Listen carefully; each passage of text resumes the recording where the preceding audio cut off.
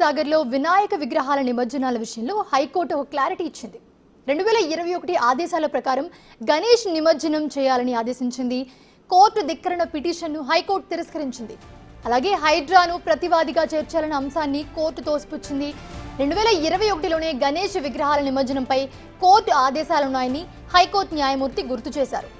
అయినా గణేష్ నిమజ్జనం చివరి సమయంలో ధిక్కరణ పిటిషన్ సరికాదని కోర్టు కామెంట్ చేసింది.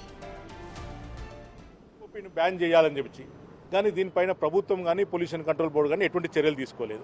కోర్టు ఆధారాలు సమర్పించామన్నది అయితే గతంలో ఎన్ని విగ్రహాలు కృష్ణసాగర్లో పడ్డాయి, దానికి సంబంధించి ఆధారాలు నిరూపించలేకపోయారు. అయితే కోర్టు ఏమన్నదంటే మీరు కంటెంప్ట్ వేసినప్పుడు ట్యాంక్ బండ్ పై నుంచి ఎన్ని విగ్రహాలు హుస్సేన్ సాగర్లో వేశారు, అట్లాగే ట్యాంక్ బండ్ వెనుక వైపు నుంచి ఎన్ని విగ్రహాలు వేశారు, ఈ సమాచారం అంతా వేస్తూ మీ దగ్గర ఉన్న ఆధారాలతో కోర్టు ధిక్కారం పిటిషన్ వేసుకోమని చెప్పి హైకోర్టు పిటిషనర్కి స్వేచ్ఛనిచ్చింది.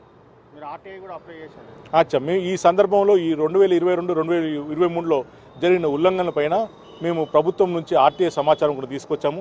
దాంట్లో వాళ్ళు ఒప్పుకున్నారు ఉల్లంఘనలు జరిగినాయని చెప్పి. సో ఇప్పుడు పిటిషనరు నెక్స్ట్ ఈ ఒక ఆధారాలతో ఒక కోర్టు ధిక్కార పిటిషన్ వేయబోతున్నాడు.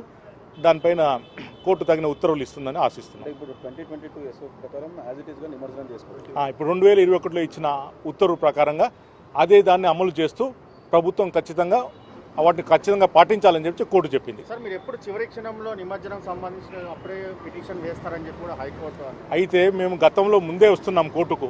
ముందు వస్తే కోర్టు ఏమంటుంది, మేము కేసులో బిజీ ఉండబట్టి ఇంకా చాలా టైం ఉంది కదా తర్వాత చూద్దామని అంటారు.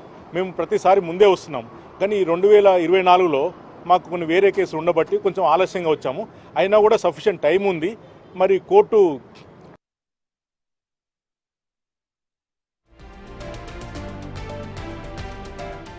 దాటిపోతుందని ఒక స్పెషల్ బెంచ్ను ఏర్పాటు చేశారు. ఈరోజు జస్టిస్ వినోద్ కుమార్, జూలకంటి అనిల్ కుమార్ గారు వారికి పంపించారు. సో వారు ఈరోజు ఆ పిటిషన్ టేకప్ చేశారు.